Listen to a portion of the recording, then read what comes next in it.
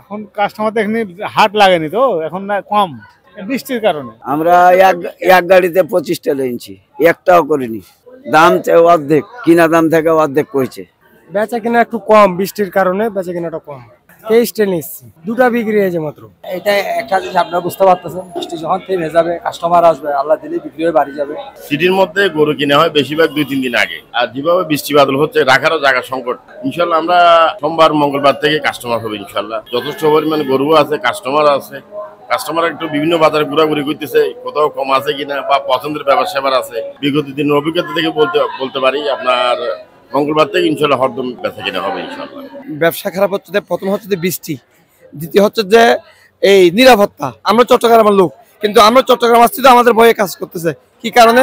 পথে অনেক মানে দেখতেছি যে এই বাইক নিয়ে অনেক গরুকে ঠেক দিচ্ছে। তো সেই জন্য যারা উত্তরবঙ্গে সীতাকুণ্ডা কিছুদিন আগে 13টা গরু গাড়ি থেকে নাকি নামা ফেলতে শুনছি আর কি।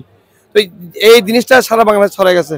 বাট যারা উত্তরবঙ্গের যশোর, টাঙ্গাইল এবং বিভিন্ন ডিস্ট্রিক্ট থেকে চট্টগ্রামে গরু আসে, সবাই ভয়ে কাজ করতেছে মানে সেই জন্য। আসলে এটা ভয়ের কিছু নাই। এই জন্যে বর্তমান যে প্রেক্ষাপটে পাঁচলাইশ থানা, চট্টগ্রাম মহানগরের প্রশাসন বলেন, সিডিএসবি বলেন, ডি বলেন, এবং আজকেও সেনাবাহিনী আমাদেরকে এই চট্টগ্রাম শহরের বিভিন্ন জেলাদারকে ডেকে আমাদের সাথে বৈঠক করছে, মিটিং করছে, এবং ওনার সিসি ক্যামেরা আওতায় মুক্ত রাখছে। মোটামুটি প্রত্যেকটা বাজার, চট্টগ্রাম প্রত্যেকটা বাজারে নিরাপত্তা চাদরে ঢাকা আছে।